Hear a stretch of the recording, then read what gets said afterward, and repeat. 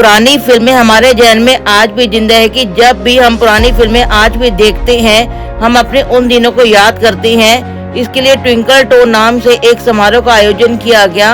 Twinkle to produce अभिनेत्री सोहेला कपूर और अनुराधा धार, प्रसिद्ध कोरियोग्राफर और गायक अविकल कक्कर के द्वारा दिल्ली के इंडियन हैबिटेट सेंटर में ट्विंकल टो नाम से एक समारोह का आयोजन किया गया।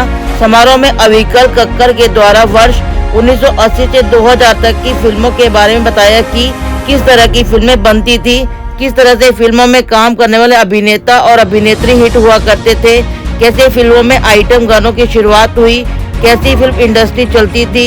इन सभी विषयों को लेकर ट्विंकल टो परफॉर्म किया गया। आपको बता दें कि इससे पहले अविकल कक्कर ने ट्विंकल टो पार्ट 1 का भी आयोजन जनवरी के महीने में कर चुकी हैं और इसी का सीक्वल को आगे बढ़ाते हुए फिल्म में 80 के दशक से लेकर वर्ष 2000 अब तक की फिल्मों के बारे में विस्तार से बताया। अविकल कक्कर और प्रोड्यूसर से जानने का प्रयास किया तो इस पर उन्होंने मीडिया से बात करते हुए क्या कहा, आइए देखते हैं यह रिपोर्ट। सर, आपका नाम सबसे पहले और ट्विंकल टो के बारे में बताएं, क्या है? अविकल कक्कर मेरा नाम है। मैं बॉलीवुड में थिएटर में काफ़ी सालों से हूँ। इनफैक्ट मेरा सबसे पहला प्रोफेशन 4 साल की उम्र में यही था। यहीं से मेरी जर्नी शुरू हुई है। And acting, choreographing, singing, direction and writing ये मैं करता हूँ। In fact evolution of Bollywood and dance in the music industry and the Bollywood industry, the twinkle toes जो है, ये मेरा एक कॉन्सेप्ट बहुत पुराना था। I wanted to tell a story to the world कि कैसे म्यूज़िक हमारी इंडस्ट्री में आना शुरू हुआ, कैसे प्लेबैक सिंगिंग शुरू हुई, कब साइलेंट मूवी से हमारी टॉकी मूवी बननी शुरू हुई तो म्यूज़िक का एहसास लोगों को हुआ कि म्यूज़िक आना चाहिए, और कैसे कैसे नए नए ट्रेंड्स आते गए म्यूज़िक में, कैसे वेस्टर्न इन्फ्लुएंस बॉलीवुड में एंटर हुआ। तो हमने यही शो ट्विंकल टोज पार्ट 1 किया था फरवरी मंथ में इसी साल, जिसमें 1930 से लेकर के 1980s तक हमने एक जर्नी दिखाई थी कि कैसे म्यूज़िक आया इंडस्ट्री में और कैसे शुरू हुआ, और कब फिल्म फेयर शुरू हुए म्यूज़िक के और बेस्ट प्लेबैक सिंगिंग के, और कैसे फीमेल प्लेबैक सिंगिंग आई 1966 में। वो सब हमने जर्नी दिखाई थी। तो वो शो लोगों को इतना पसंद आया, सबने बोला इसका रिपीट करना चाहिए। तो हमारी प्रोड्यूसर सोहेला कपूर, जिनको सब लोग जानते हैं as a renowned actress, director, producer, जो शेखर कपूर की सिस्टर भी हैं, तो उनका सजेशन था कि हम रिपीट के बजाय इसका सीक्वल क्यों नहीं बनाएं। तो हमने वो 1980s पे छोड़ा था। तो अब ये जो जर्नी है आज की, ये 1980s से 2000s तक की जर्नी है। So that is what about the show is all about. 80 से 2000 का जो है कि कौन कौन से कलाकार या आर्टिस्ट का जो है कि आप उसमें करने जा रहे हैं? तो इसमें हमने सबसे पहले शुरुआत करी कि कैसे डिस्को 80s में आना शुरू हुआ और नाज़िया हसन की एंट्री हुई इंडस्ट्री में फ्रॉम पाकिस्तान, और उन्होंने फिल्म फेयर अवार्ड भी जीता अपने पहले गाने के लिए, आप जैसा कोई नहीं। And she became the first pop album release. उनका सबसे पहला जो उनका सोलो एल्बम रिलीज़ हुआ नाज़िया हसन का रिलीज़ हुआ था डिस्को दीवाने के नाम से। तो वहाँ से वो जर्नी शुरू हो रही है डिस्को दीवाने से। फिर हमने सलमा आगा को लिया कि कैसे वो सिंगिंग में आई और फिल्म फेयर में एक इतिहास रचा कि एक नई एक्ट्रेस और सिंगर दोनों ही नॉमिनेटेड थी फिल्म फेयर के लिए, और एक ही साल में एक ही एक्ट्रेस और फिल्म फेयर का फीमेल सिंगिंग का अवार्ड दोनों एक ही महिला को मिला, जो सलमा आगा थी। उसके बाद कैसे कुमार सानू की जर्नी आई, कैसे उदित नारायण आए, अलका याग्निक, कविता कृष्णमूर्ति, अनुराधा पौडवाल। म्यूज़िक डायरेक्टर्स में ए आर रहमान की जर्नी कैसे शुरू हुई इंडस्ट्री में, जतिन ललित, बापी लाहिरी, लक्ष्मीकांत प्यारेलाल, नदीम श्रवण। तो इन सब की जर्नीज़ हम लोग आपको आज दिखाने वाले थे। अच्छा, ये कहीं ना कहीं आप जो है ना गायब होते जा रही हैं, क्योंकि आजकल जो बॉलीवुड की मूवी आ रही है उसमें जो है कि वो म्यूजिक या वो चीज़ नहीं मिलती जो पहले से जो है कि होता था। तो इसके बारे में आप क्या कहना चाहेंगे कि इसमें आगे ऐसा कुछ आप कोशिश करने जा रहे हैं, कुछ ऐसा? खैर, इसका दिखाने का एक लक्ष्य ये भी है कि लोग उस चीज़ को एहसास करें कि भाई हम लोग कहाँ पहुँच रहे हैं। पहले बॉलीवुड हमारे कल्चर से रूटेड था, हमारे राग म्यूज़िक में आते थे, गज़लें और शायरी लिरिक्स के फॉर्म में आती थी। आज लिरिक्स बहुत चेंज हो गया है, उसमें वेस्टर्न इन्फ्लुएंस आ गया है, रैप आ गया है, प्लस हिंदी और उर्दू छोड़ करके उसमें इंग्लिश वोकेबलरी ज़्यादा यूज़ हो रही है लिरिक्स के अंदर, और म्यूज़िक भी उसी तरीके से चेंज हो गया। और इनफैक्ट कोरियोग्राफी तो एक एज अ कोरियोग्राफर मुझे बड़ा अजीब लगता है जब मैं देखता हूँ जो हमारे लटकास झटकास बॉलीवुड के जो पॉपुलर थे, जो सलीम जी ने और कमल जी ने और सरोज जी ने सबने फेमस किए, वो लटकास झटकास अब बदल करके बी बॉइंग और हिप हॉप बन गया, जो बल्कि बॉलीवुड कल्चर नहीं है, वो हमारा वेस्टर्न कल्चर है। तो अगर मुझे बी बॉइंग वगैरह हिप हॉप वगैरह देखना है तो मैं हॉलीवुड की कोई मूवी देखूं, मैं बॉलीवुड क्यों देखूं। तो इस शो के द्वारा मैं ये भी बताना चाहता हूँ कि जो हमारा एसेंस ऑफ बॉलीवुड है वो कहीं लूज होता जा रहा है, एंड आई विश कि वो एसेंस हम दोबारा बॉलीवुड में क्रिएट कर सकें आने वाली सदी के लिए। तो any special message for Bollywood जिस ओकेजन पे? बॉलीवुड के लिए मेरा मैसेज यही है कि मेरे सारे जितने जान पहचान वाले हैं बॉलीवुड के, और हमारे दिग्गज यश चोपड़ा, बी आर चोपड़ा, इन सब के सुपुत्र आदित्य चोपड़ा ने अगेन बहुत बड़ी हिट दी हमारी इंडस्ट्री को। अब जो आगे नई जनरेशन आ रही है उनको भी इस चीज़ का एहसास होना चाहिए कि उनकी फैमिलीज़ ने क्या इतिहास रचा है, और आज वो नहीं रच पा रहे हैं तो क्यों नहीं रच पा रहे हैं, इस चीज़ पे थोड़ा गौर करें कि क्यों हम लोग आज वो heights of silver jubilees of the films नहीं देख पा रहे। तो मेरा यही मैसेज है कि थोड़ा इस चीज़ के ऊपर विचार करके, और जो अच्छी चीज़ें बन रही हैं उसको और अच्छा और हमारे कल्चर से रूटेड और बनाने की शुरुआत एक होनी चाहिए। आप हम सबसे पहले आपका नाम जो है। मेरा नाम है सोहेला कपूर। मैडम आज का जो है कि ट्विंकल टॉय क्या है ये पूरा गाने क्या करता है? ट्विंकल टोज एक बॉलीवुड की जो कोरियोग्राफीज हैं उसकी हिस्ट्री है। हमने 2 पार्ट्स में किए क्योंकि हमने पार्ट 1 में 1930 से 1980s तक दिखाया था। इतना आपने देख लिया कितना टाइम लगा, ये सिर्फ 1980 से 2000s तक है। तो हमने सोचा लोगों को पता होना चाहिए उनके पीछे जो कहानियाँ हैं, ये कोरियोग्राफर्स कैसे बने, उनके असिस्टेंट्स कैसे स्टार्स बन गए, ये सब एनेक्डोट्स कर के हमने क्लिप्स दिखाकर और अविकल के थ्रू नरेशन और डांस करवा के, वो गाते भी हैं। ये एक बहुत रिच सा प्रोग्राम बन गया है जिसमें वो पूरी हिस्ट्री दी है बॉलीवुड की कोरियोग्राफी की, किस तरह वो प्रोग्रेस की 1930 से लेकर मिलेनियम तक। जी। अच्छा ये कंसेप्ट कैसे आया आपके माइंड में? ये कॉन्सेप्ट मेरे दिमाग में आया था, तो मैं अविकल को जानती हूँ, उन्होंने मेरे साथ काम किया हुआ मेरे प्लेस में। तो मैंने कहा तुम तो डांसर हो, तो हम क्यों ना एक हिस्ट्री कर लें। तो उन्होंने कहा बहुत अच्छा आइडिया है। तो दोनों ने मिलकर फिर ये कहानी बनाई about the history of Bollywood choreography. तो उन्होंने कहा मैं कर लूँगा रिसर्च, क्योंकि मैं तो जानता हूँ, मैंने खुद कोरियोग्राफ की हैं फिल्मों में। तो रिसर्च उसका सारा क्रेडिट, आइडिया शायद मेरा होगा इन द बिगिनिंग। छोटा सा सेंटेंस मैंने बोला, बाकी उन्होंने सब कुछ ही टुक अप। सारा उनका काम है, रिसर्च, नरेशन जैसे आपने देखा, डांसिंग, म्यूजिक, सब कुछ उनका है। तो हम उसको क्यूरेट करते गए एक साथ, एडिटिंग में भी वो बैठे थे। तो इस तरह ये कार्यक्रम बना है। अभी बॉलीवुड में काफी जुड़े हुए हैं, पहले का बॉलीवुड और आज के बॉलीवुड में क्या फर्क नजर आ रहा है आपको जो? पहले देखिए, अगर आप कोरियोग्राफी की बात कर रहे हैं कि एक्टिंग की बात कर रहे हैं? दोनों। कोरियोग्राफी में तो और म्यूजिक में मेलोडी जो पहले थी वो आज नहीं है। कोरियोग्राफी कुछ ज़्यादा एक्रोबैटिक हो गई आजकल, है ना। अब आपने देखा है फिजिकल मूवमेंट्स बहुत होते हैं। उस वक्त बहुत सिंपल होती थी, हाथ चला लेते थोड़ा सा। उस वक्त फोकस आंखों पर था और फेसेस पर था, एक्सप्रेशंस पर, इमोशंस पर, इसलिए मेलोडीज में खूबसूरत होती थी। आज थोड़ा जंपिंग टाइप, रिदम सबको मज़ा आता है, डिस्को टाइप हो गया, लेकिन वो एक्रोबैटिक हो गया है। उसकी अपनी पहचान है, वो हमें भी बहुत मज़ेदार लगता है, लेकिन ये डिस्टिंक्शन है दोनों के बीच में। Melody was king then, rhythm is king today. तो क्या इससे जो है कि संदेश आगे जो है कि जो नई जनरेशन है तो उसको भी लगता है कि दिखाना, और उस उन पे क्या इफेक्ट पड़ेगा, क्योंकि उनको तो कुछ ना पता नहीं। उनको अपनी हिस्ट्री जाननी चाहिए। जो फिल्में वो देखते हैं, बॉलीवुड इतना पॉपुलर, फिल्में इतनी पॉपुलर है, उनकी हिस्ट्री तो जाननी चाहिए, ताकि जब वो फिल्म देखने जाए तो उन्हें समझ आए कि ये पास्ट था, ये फ्यूचर है, और ये इस कोरियोग्राफर की ये हिस्ट्री है, ये एनेक्डोट्स हुए। तो जब आपको कहानी पता है और फिल्म देखने जाते हो तो उसमें मज़ा ही और है।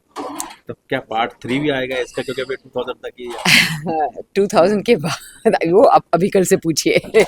उनको इंस्पिरेशन मिलनी चाहिए इसके लिए। ठीक है, thank you. Thank you.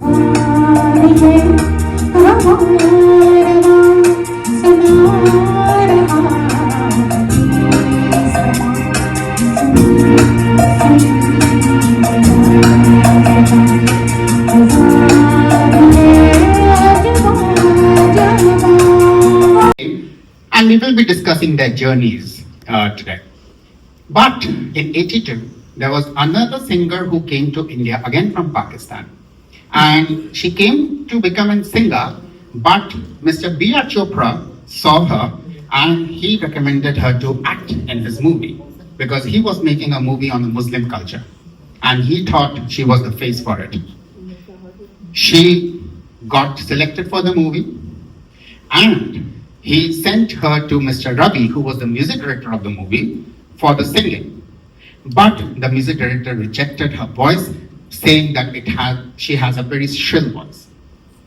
Talking of shrill के बाद भी और 86 के बाद भी दोनों साल फिल्म फेयर अवार्ड्स नहीं हुए because the film industry was on a strike against piracy.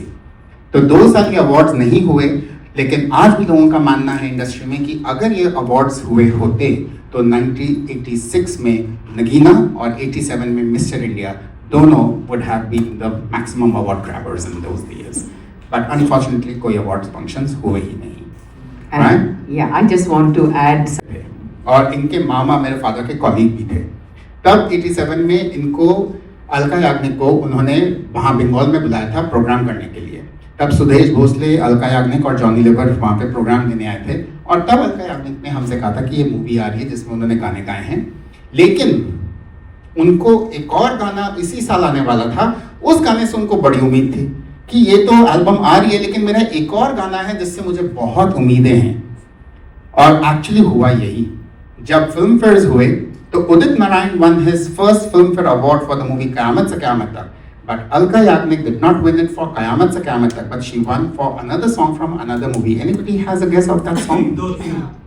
1 2 3. Absolutely guys, एक टैलेंट को पता चल जाता है कि वो कहाँ पे खड़ा उतरा है, राइट? और पापा कहते हैं उफ, ये तो मतलब एक इंस्पिरेशनल सॉन्ग था सारे कॉलेज स्टूडेंट्स के लिए, right? Let's watch this too. कभी मैं कहूँ कभी तुम कहो. और इस गाने की शूटिंग के दौरान श्रीदेवी को पता चला that she had lost her father, but she did not stop shooting. अभी हमने प्रोफेशनलिज्म की बात करी, हाउ श्रीदेवी वॉज प्रोफेशनल. उन्होंने पूरा शूट कंप्लीट किया और शूट कंप्लीट करने के बाद ही वो इंडिया आई, क्योंकि इसकी शूटिंग चल रही थी लंदन में. ज़्यादातर मूवी ये पूरी लंदन में शूट हुई थी, ऑलमोस्ट हाफ ऑफ इट. और 15 दिन की फिर रिचुअल्स के बाद जब वापस लंदन आई तो उनको अगले ही दिन जो सीन शूट करना था, it was a comedy scene. अगर आपको याद है वो मड फेस पैक लगा करके बितवाईदा जी टिंग टोंग वाला scene, that was the scene she was suppose to shoot right after she had attended the rituals of her father's funeral. So that was Sridevi for us. Let us please applaud for this, such a beautiful lady. And she was a beautiful soul, and may her soul rest in peace, guys. Well, तो उनके George Mukherjee जो हमारे veteran actor हैं, उनके बेटे Manjay Mukherjee is a good friend of mine, और उनकी movie के लिए आई वाज कास्टिंग. तो हम लोग फिल्मालिया स्टूडियोज में बैठे हुए थे और एकदम से उनका मैसेज आता है और मंजय मुझे दिखाता है, आगे के लिए मैसेज पढ़. मैंने पढ़ा, Dada, I am in Italy and we are getting married. The entire family has to fly down. दादा कौन? रानी मुखर्जी. मैं कहा रानी getting married to आदित्य? ये कब हुआ? ये कैसे हुआ? गाइस, इनका अफेयर काफी साल चला और किसी को भी कानों कान खबर नहीं हुई. आप सोच सकते हो बॉलीवुड गॉसिप इतनी बड़ी छुप गई, मतलब प्रेस को भी नहीं पता चली. तो वो बात इतने सालों के बाद जाकर के 2014 में जाकर के उन्होंने फिर शादी करी, right? Coming back to details, उनको वेट सुधार लो, but she could not. Then her second option was Malaika, and that is how Malaika got her fame, and today you see her in every television shows, guys, right? और फिर बाद में तो मियाँ बीवी ससुर जी तीनों एक ही फ्रेम में नजर आ रहे हैं, राइट? और उस गाने में अलीशा चिनाय, गाइस, जो इतने सालों से गा रही थी 80s से, जुबी जुबी गाना हमने सुना, टार्जन के गाने, बहुत सारे गाने उन्होंने गाए, लेकिन इस गाने में उनको पहली बार फिल्म फेयर अवार्ड मिला था, राइट? सो और फिर Miss India, Miss World, Miss Universe, Sushmita, my school friend, right? She was there. और सुष्मिता के साथ तो Sohail has also worked, right? या बहुत वास्ट कैनवस मिला.